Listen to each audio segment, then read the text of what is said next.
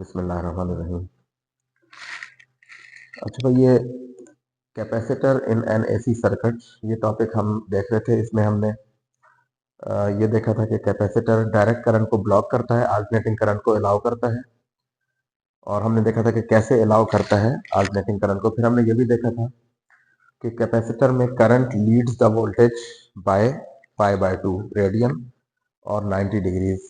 तो हमने graph draw किया था वोल्टेज का और करंट का, और उसमें हमने ये देखा था कि कैपेसिटर में जब कैपेसिटर हम एसी सर्किट में कनेक्ट करते हैं तो वहां पे current is leading the voltage by 90 degree, या equally we can say voltage lags behind the current through the capacitor by 90 degree. यानी वोल्टेज लैगिंग बिहाइंड होती है और करंट लीडिंग होता है कैपेसिटर में। जबकि रेजिस्टर में हमने इससे पहले देखा था ये दोनों इन फेज होते हैं, करंट और वोल्टेज।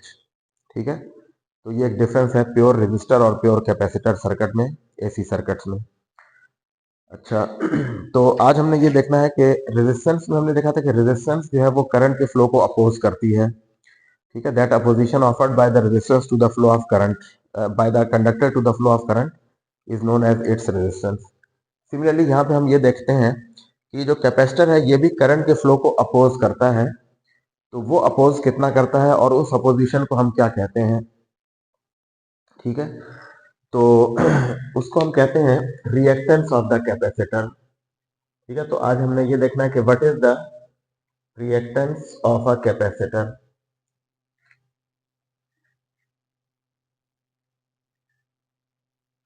इसका जो सिंबल है that is X C, C for capacitor और एक्स रिएक्टेंस का सिंबल है।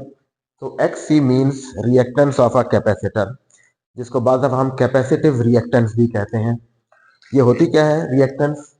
इसको हम डिफाइन करते हैं the opposition offered by a capacitor to the flow of current। ठीक है,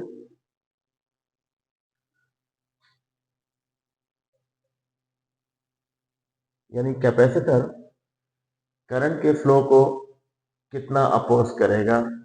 ठीक है, फ्लो ऑफ करंट या flow of alternating current you can say, या जनरली करंट भी आप कह सकते हैं। So the opposition offered by a capacitor to the flow of current is called the reactance of capacitor. इसको हम कहते हैं कैपेसिटर की रिएक्टेंस।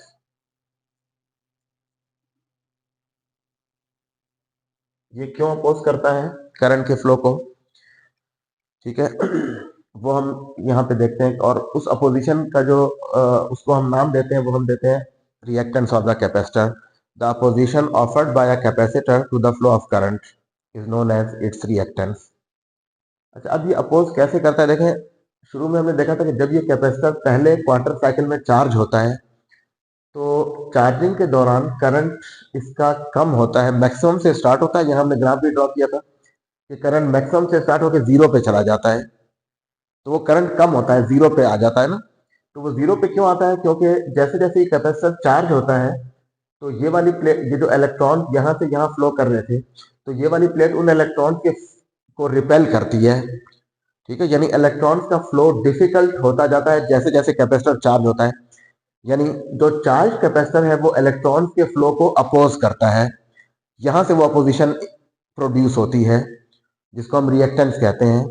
ठीक है, क्योंकि आपको बताया था कि देखें, अगर कैपेसिटर में ये पहले दोनों प्लेट्स न्यूट्रल हैं, ठीक है, और जब ये चार्जिंग शुरू होगी तो अभी दोनों प्लेट्स पे नेट चार्ज जीरो है। चार्जिंग जब शुरू होगी तो इलेक्ट्रॉन्स एक प्लेट से दूसरी प्लेट की तरफ जाएंगे, तो शुरू में इलेक्ट्रॉन्स इजीली फ्लो करेंगे क्योंकि ये न्यूट्रल प्लेट है। तो जैसे ही इलेक्ट्रॉन्स का फ्लो स्टार्ट होगा तो इसके ऊपर नेगेटिव चार्ज जैसे जैसे इंक्रीज होगा तो इलेक्ट्रॉन्स का फ्लो मुश्किल होता जाएगा। क्या मतलब? क्योंकि ये वाली प्लेट इलेक्ट्रॉन्स को रिपेल करेगी, तो इस यहां से एक अपोजिशन प्रोड्यूस होती है। यानी ये वाला जो जैसे जैसे कैपेसिटर चार्ज होता रहेगा तो ये करंट के फ्लो को अपोज करेगा। ठीक है, that opposition is basically the reactance of the capacitor. ठीक है, तो और फिर उसी अपोजिशन की वजह से वो करंट मैक्सिमम से स्टार्ट होकर जीरो पे चला जाता है, जो हमने ग्राफ ड्रॉ किया था यहाँ पे करंट का, कि करंट जो है वो मैक्सिमम से स्टार्ट होके फिर जीरो पे और फिर जीरो से फिर इधर मैक्सिमम और फिर यहाँ से यहाँ पे ऐसे। तो ये हमने इस तरह का ग्राफ ड्रॉ किया था करंट का। तो देखें ये मैक्सिमम से जो करंट जीरो पे चला गया, तो ये क्यों जीरो पे गया है? Because of that opposition. ठीक है, वो जो जिसको हम रिएक्टेंस कह रहे हैं, उस अपोजिशन की वजह से ये करंट जीरो पे मैक्सिमम से जीरो हो गया। ठीक है, तो वो अपोजिशन कहां से आ रही है? Due to charging of the capacitor. जैसे जैसे इस प्लेट के ऊपर नेगेटिव चार्ज इंक्रीज होगा, तो ये इलेक्ट्रॉन्स के फ्लो को यहां से यहां फ्लो को अपोज करेगी। So that is the opposition offered by the capacitor to the flow of current.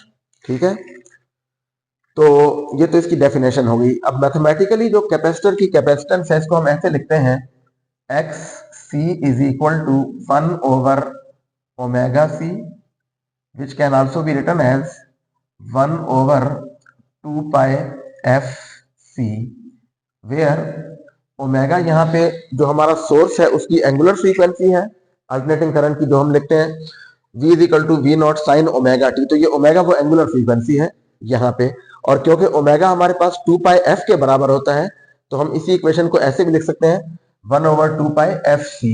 ठीक है, ये इक्वेशन इस तरह से भी लिखी जा सकती है 1 over 2 पाई एफ सी।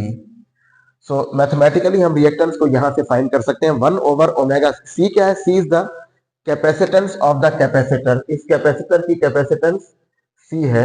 ठीक है, जो हमने यहाँ पे सर्किट में कनेक्ट किया है उसकी कैपेसिटेंस है सी। ठीक है, जो कि यहाँ पे हम लिखते हैं Q is equal to C V. ये वो कैपेसिटेंस है सी ऑफ द कैपेसिटर।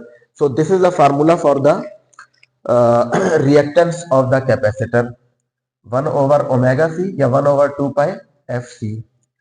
और इसकी जो ऐसा यूनिट होती है कैपेसिटिव रिएक्टेंस की या रिएक्टेंस ऑफ द कैपेसिटर, ये होती है ओहम, क्योंकि ये अपोजिशन है।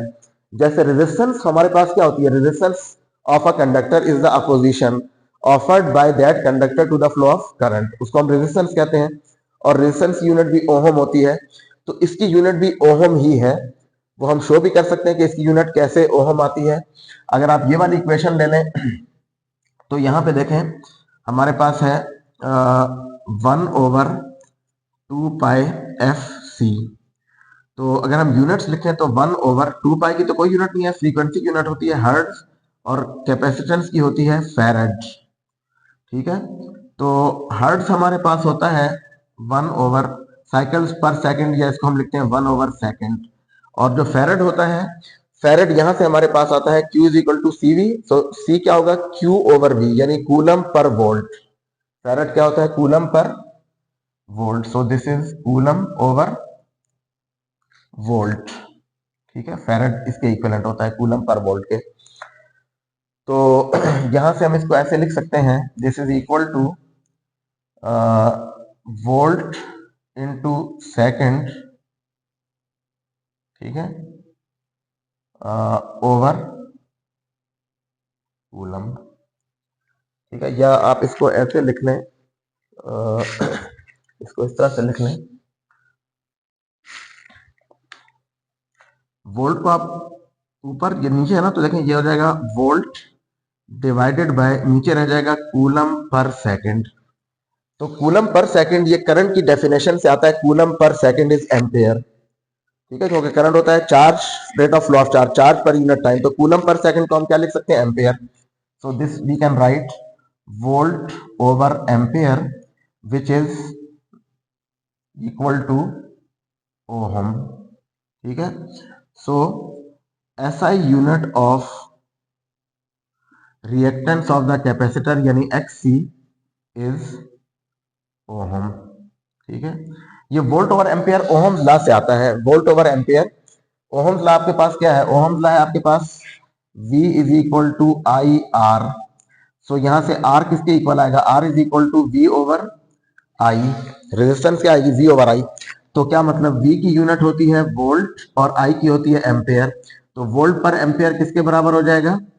ओहम के। तो यहां पे देखें volt per ampere is ohm. तो इसका मतलब है XC की यूनिट वही है जो रेजिस्टेंस की यूनिट होती है R की। तो R की यूनिट भी ओहम है और XC की यूनिट भी ओहम है। तो इसका मतलब है कि ये जो XC है कैपेसिटिव रिएक्टेंस, ये बेसिकली वही रोल प्ले कर रही है यहाँ पे जो रेजिस्टेंस प्ले करती है, यानी रेजिस्टेंस करंट को अपोज करती है, तो एक्सी भी वही अपोजिशन है offered by the capacitor to the flow of current. ठीक है, सो इसको हम कहते हैं X C, reactance of the capacitor. और यहाँ पे हमने ये शो किया है कि इसकी जो एसआई यूनिट है वो ओहम आती है। इस तरह से आप 2-3 स्टेप्स में इसको शो कर सकते हैं। यहाँ पे हर्ट्ज यानी एफ की यूनिट, यहाँ से भी आप कर सकते हैं। ओमेगा की यूनिट होती है रेडियन पर सेकेंड। ठीक है, रेडियन पर सेकंड, तो रेडियन की तो कोई डायमेंशन नहीं होती, तो वो भी पर सेकंड ही आएगा, 1/सेकंड। तो यहां से भी आप शो कर सकते हैं। और ये जो सी है ये होता है फेरेड कैपेसिटेंस की ऐसा यूनिट, और वो होती है कूलम पर वोल्ट यहां से। ठीक है, तो बहरहाल इसकी ऐसा यूनिट होती है ओहम। अच्छा, फिर यहाँ पे एक प्रूफ भी हम इसको कर सकते हैं कि ये इक्वेशन कैसे आई है, ये वाली इक्वेशन। ठीक है, तो वो देखने के लिए हम यहाँ पे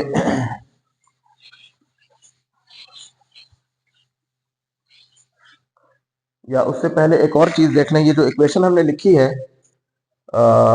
ये वाली इक्वेशन, इसको हम अगर वैसे चेक करें, इस इक्वेशन को एक्सप्लेन करें, तो देखें यहाँ पे ये हम देख रहे हैं कि ये जो कैपेसिटेंस है एक्स सी, ठीक है, एक्स सी इज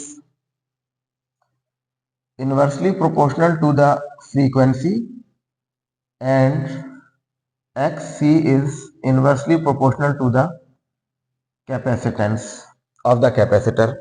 यानी ये वो फैक्टर्स हैं जिन पे कैपेसिटर की रिएक्टेंस डिपेंड करती है। Reactance is inversely proportional to the frequency and it is inversely proportional to the capacitance of the capacitor. 2 pi तो कांस्टेंट फैक्टर है। अब देखें फ्रीक्वेंसी का मतलब क्या है कि फ्रीक्वेंसी जितनी ज्यादा होगी रिएक्टेंस उतनी कम होगी।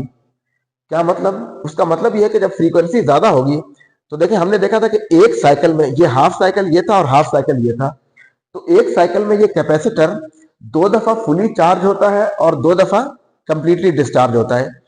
तो अगर फ्रीक्वेंसी ज्यादा होगी, तो फ्रीक्वेंसी का होती है नंबर ऑफ साइकिल्स पर सेकंड, यानी अगर फ्रीक्वेंसी ज्यादा है तो पर सेकंड साइकिल ज्यादा होंगे, तो उतनी तेजी से वो कैपेसिटर चार्ज और डिस्चार्ज होगा इन वन साइकिल। ठीक है, तो क्या मतलब कि जब तेजी से चार्ज और डिस्चार्ज होगा तो करंट का फ्लो उसमें फास्ट होगा, यानी तेजी से करंट फ्लो करेगा। ठीक है, तो इसका मतलब है कि उसकी रिएक्टेंस कम होगी, यानी वो करंट को कम अपोज करेगा। ठीक है, क्योंकि करंट उसमें कैपेसिटर तेजी से चार्ज हो रहा है और डिस्चार्ज हो रहा है, फिर चार्ज हो रहा है और फिर डिस्चार्ज हो रहा है, एक साइकिल में 2 दफा। तो फ्रीक्वेंसी ज्यादा करने का मतलब आप पर सेकंड नंबर ऑफ साइकिल ज्यादा कर रहे हैं, तो वो ज्यादा, यानी वो ज्यादा दफा चार्ज और ज्यादा दफा डिस्चार्ज होगा इस केस में। तो इसलिए हम कहते हैं फ्रीक्वेंसी ज्यादा करने से रिएक्टेंस कम होगी। ठीक है, और फ्रीक्वेंसी कम करने से रिएक्टेंस ज्यादा होगी, यानी वो सब फिर स्लोली, यानी वो स्लोली चार्ज होगा। ठीक है, एक सेकंड में कम दफा चार्ज और डिस्चार्ज होगा, तो रिएक्टेंस उसकी ज्यादा हो जाएगी। सिमिलरली, अच्छा एक और चीज देखें, जो डायरेक्ट करंट होता है, डायरेक्ट करंट के लिए, for direct current we can say that frequency of the direct current is 0, क्योंकि डायरेक्ट करंट तो कांस्टेंट करंट होता है। ठीक है, यहाँ पे तो अल्टरनेटिंग करंट तो इस तरह से चेंज हो रहा होता है, उसका ग्राफ साइनोसाइडल ग्राफ होता है, लेकिन डायरेक्ट करंट कांस्टेंट होता है, इसकी फ्रीक्वेंसी 0 होती है। अगर आप यहाँ पे 0 पुट कर दें, then X C becomes infinite, 1/0 that becomes infinite, यानी उस केस में एक्स सी जो है वो उसकी वैल्यू आ जाएगी इनफाइनाइट। यानी जैसे जब रेजिस्टेंस इनफाइनाइट होती है तो वो करंट को अलाउ नहीं करती, यानी उस सर्किट में करंट फ्लो नहीं करता अगर आप उसकी रेजिस्टेंस इनफाइनाइट कर दें। सिमिलरली जो डीसी सोर्स होगा, हमने पहले भी देखा था कि capacitor blocks the direct current, तो मैथमेटिकली आप यहां से उसको एक्सप्लेन कर सकते हैं। फिजिकली तो हमने देखा था कि क्योंकि कैपेसिटर की प्लेट्स के दरमियान एक इंसुलेटिंग मटेरियल होता है, तो अगर आप यहाँ पे बैटरी लगाएं डायरेक्ट करंट, तो वो उसको अलाउ नहीं करेगा, लेकिन अल्टरनेटिंग करंट को अलाउ करता है। डायरेक्ट करंट का मतलब क्या है कि ऐसा करंट जिसकी फ्रीक्वेंसी 0 है, तो क्या मतलब उस केस में कैपेसिटर इनफाइनाइट अपोजिशन ऑफर करेगा, क्योंकि उसकी जो रिएक्टेंस है that becomes infinite, so that no current will flow. तो हमने पहले भी देखा था कि capacitor blocks the direct current, क्योंकि डायरेक्ट करंट के लिए इसकी जो रिएक्टेंस है दैट बिकम्स इनफाइनाइट। ठीक है, और दूसरा फैक्टर कैपेसिटेंस पे ये रिएक्टेंस इनवर्सली डिपेंड कर रही है। X C depends inversely upon the capacitance of the capacitor. Capacitance क्या होती है? Ability of a capacitor to store the charge. ठीक है, चार्ज स्टोर करने की एबिलिटी।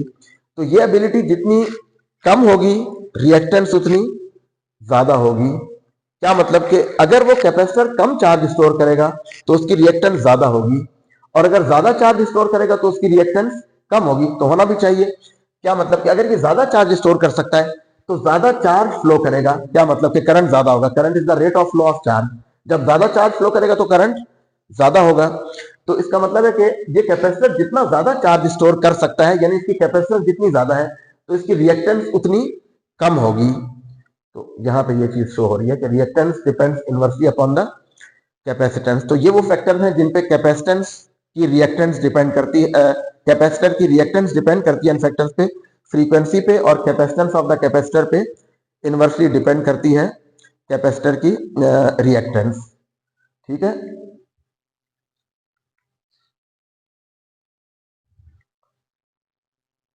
अच्छा, दूसरी चीज जो हमने देखनी थी यहाँ पे वो ये है कि ये जो इक्वेशन है ये कैसे आई है, इसका मैथमेटिकली हम इस इक्वेशन को कैसे डिराइव कर सकते हैं।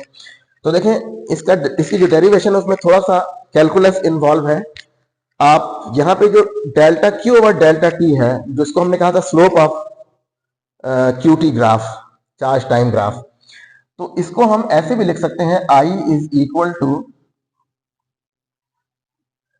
ये जो rate of change of a quantity with respect to other quantity, जिसको हम स्लोप कहते हैं, इसको हम बेसिकली डेरिवेटिव कहते हैं और इसको हम लिखते हैं D Q by D t.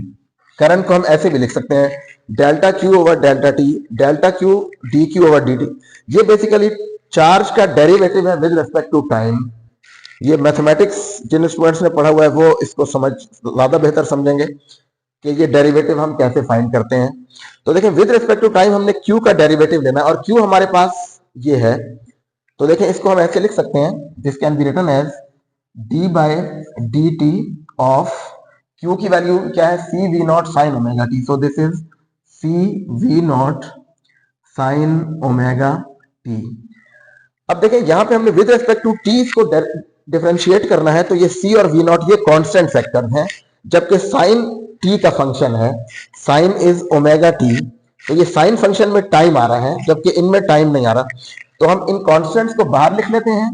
So this is C V naught, ठीक है, ये आ जाएगा यहाँ पे, और यहाँ पे आ जाएगा D by D T of sine omega T. तो इसका साइन का जो डेरिवेटिव होता है, जब आप इसको डिफरेंशिएट करेंगे तो इसका डेरिवेटिव आता है cos omega t into derivative of omega t, यानी d omega t by D t. So that becomes omega. तो नेट रिजल्ट उसका ये है, this is equal to C V naught. ये जो डेरिवेटिव आप लेंगे तो इसका डेरिवेटिव आएगा कॉस ओमेगा टी, ये साइन का डेरिवेटिव आ गया, इनटू इस एंगल का डेरिवेटिव विच इज ओमेगा। तो इसको हम ऐसे लिख सकते हैं, this is C V naught omega, और ये देखें ये ओमेगा यहां आ जाएगा इनटू कॉस ओमेगा टी। ये हमारे पास क्या चीज आई है, करंट। ठीक है, करंट को हमने इस तरह से लिखा है, I is equal to C V naught omega cos omega T. ये बेसिकली हमने इसका डेरिवेटिव फाइंड किया चार्ज का, कैपेसिटर का जो चार्ज है C V naught sine omega t, इसी को हमने डिफरेंशिएट किया विद रिस्पेक्ट टू टाइम, तो हमारे पास ये इक्वेशन आ गई। अच्छा, अब देखें यहां पे इस इक्वेशन में ये जो यहां पे तो आई है करंट, और यहां पे कॉस ओमेगा टी की कोई डायमेंशन नहीं होती। इसका मतलब है अगर ये इक्वेशन डायमेंशनली करेक्ट होनी है, जो कि ये है, तो ये जो क्वांटिटी है सी वी नॉट ओमेगा, इसकी यूनिट्स करंट की यूनिट्स आनी चाहिए। तो क्या वो करंट की यूनिट्स आ रही हैं? तो इसको हम यहां पे देख लेते हैं।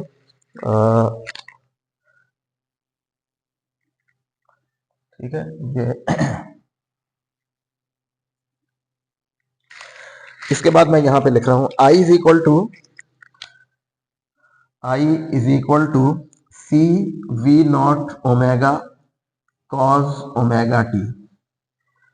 अच्छा, अब यहां पे इससे पहले चले एक और चीज देख लें। एक ये जो कॉस ओमेगा टी है, इसको हम लिख सकते हैं ऐसे सी वी नॉट ओमेगा, और कॉस ओमेगा टी को हम लिख सकते हैं sign omega T plus 90 degrees या पाई बाय 2 रेडियंस। यानी अगर आप इसको ओपन करेंगे ना साइन ओमेगा टी प्लस 90 को, तो आपके पास कॉस ओमेगा टी आ जाएगा। कैसे? इसका फार्मूला था sine alpha plus beta, sine alpha cos beta plus cos alpha sign beta. तो जब आप इसको ओपन करेंगे तो देखें क्या आएगा, साइन ओमेगा टी कॉस 90, ठीक है, तो कॉस 90 क्या होता है, 0, ठीक है। और अगली टर्म आएगी plus cos omega T sine 90, तो साइन 90 1 होता है, तो वो यही चीज आ जाएगी, ठीक है। एक तो समझ आ गई इसकी, यानी जब आप इसको ओपन करेंगे इस चीज को तो वो यही वाली टर्म आ जाएगी। अच्छा, तो देखें हम अब ये वाली इक्वेशन ये शो कर रही है, देखें यहां से एक और चीज शो हो रही है, वो ये शो हो रही है कि ये देखें यहां पे आ रहा है sine omega T plus 90, voltage थी हमारे पास v is equal to V naught sine omega T, जो कल हमने लास्ट लेक्चर में देखी थी, v is equal to V naught sine omega T, ये वोल्टेज की इक्वेशन थी। जबकि करंट की इक्वेशन आई है, चलें एक स्टेप मैं यहां और लिख देता हूं, अभी हम ये शो करेंगे कि ये जो सी वी नॉट ओमेगा है ये बेसिकली मैक्सिमम करंट है I naught, this C V naught omega corresponds to maximum current into sine omega T plus 90 degrees या पाई बाय 2 रेडियन भी आप यहां लिख सकते हैं। सो ये इक्वेशन हमें दोबारा से ये शो कर रही है, जैसे कल हमने ग्राफ में शो किया था और उसकी हमने फेज डायग्राम ड्रॉ की थी। तो इक्वेशन 1 को अगर हम देखें, इस वाली इक्वेशन को, एंड इक्वेशन 2 अगर आप इसको कह दें, तो ये दोनों इक्वेशन ये शो कर रही हैं, इक्वेशन 1 एंड 2 को अगर आप कंपेयर करें तो देखें current is leading the voltage by 90 degree, क्योंकि वोल्टेज का फेज है ओमेगा टी और करंट का फेज है ओमेगा टी प्लस 90 या प्लस पाई बाय 2 भी आप लिख सकते हैं रेडियंस में। तो जो कल हमने देखा था कि current leads the voltage by 90 degree, वो चीज यहां पे प्रूफ हो रही है। और ये जो है I naught is equal to C V naught omega, ये कैसे आया है, तो देखें इसको हम डायमेंशनली चेक कर लेते हैं कि सी वी नॉट ओमेगा क्या चीज है। सो सी कैपेसिटेंस होती है, वी नॉट मैक्सिमम वोल्टेज है और ओमेगा एंगुलर फ्रीक्वेंसी है। तो अगर हम इनकी यूनिट्स लिखें तो देखें सी होती है कैपेसिटेंस, विच इज, यहां से आप लिख सकते हैं कैपेसिटेंस, अभी हमने देखा था फेरेड, दैट इज कूलम पर volt, so this is coulomb over volt. और वी नॉट की यूनिट क्या होगी, volt, which is the voltage, voltage unit volt होती है, और इनटू ओमेगा की यूनिट होती है रेडियन पर सेकेंड। तो देखें ये वोल्ट वोल्ट से कट जाएगा और रेडियन की कोई डायमेंशन नहीं होती, तो ये हम यहाँ पे जो यूनिट हमारे पास आ रही है, ये आ रही है कूलम पर second, which is the unit of current ampere.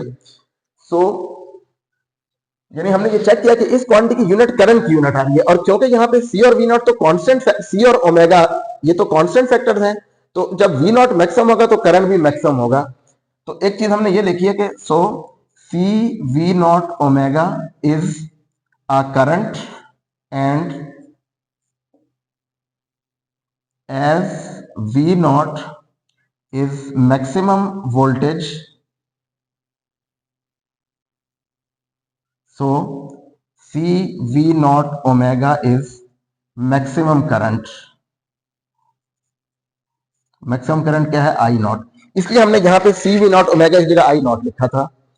तो देखें अब यहां पे अगर आप देखें तो ये जो हमारे पास आई नॉट की वैल्यू ये आ गई, so I naught is equal to C V naught omega. अच्छा, अब यहां पे एक और चीज ये कि ये जो सर्किट है इसकी इक्वेशन अगर हम लिखें तो इसकी इक्वेशन हम, जैसे हम V is equal to I R ohm's law लिखते हैं, तो यहां पे इस सर्किट की जो इक्वेशन है, equation of this circuit, that can be written as, उसको आप लिख सकते हैं V is equal to I R, तो V is equal to I X C, ये हम लिखते हैं V is equal to I X C, ठीक है। तो ये आरएमएस वोल्टेज भी हो सकती है और पीक वोल्टेज भी हो सकती है। तो अगर हम पीक के लिए इसको लिखें तो वी नॉट और आई नॉट यहां पे आ जाएगा। आरएमएस के लिए भी आप यही वाली इक्वेशन लिखते हैं, ये बेसिकली ओम लॉ की फॉर्म है फॉर दिस सर्किट। अभी मैंने ओम लॉ लिखा था V equal to I R, तो आर की जगह यहां अपोजिशन आ गई रिएक्टेंस, ठीक है। तो यहां से अगर आप देखें तो हम यहां पे लिख सकते हैं X C is equal to V naught over I naught, और वी नॉट की वैल्यू, वी नॉट तो ये है और आई नॉट की वैल्यू क्या है, आई नॉट की वैल्यू है C V naught omega, this is C V naught omega. तो इसको हम लिख सकते हैं, ये वी नॉट कैंसिल हो जाएगा, so this is 1 over omega C which is equal to 1 over 2 pi F C. तो देखें ये वही वाली इक्वेशन है जो हमने शुरू में यहां लिखी थी डायरेक्ट। तो ये इसका मैथमेटिकल प्रूफ भी हमने कर लिया है कि एक्स सी हमारे पास 1/ओमेगा सी या 1/2 पाई एफ सी के बराबर होता है। ठीक है,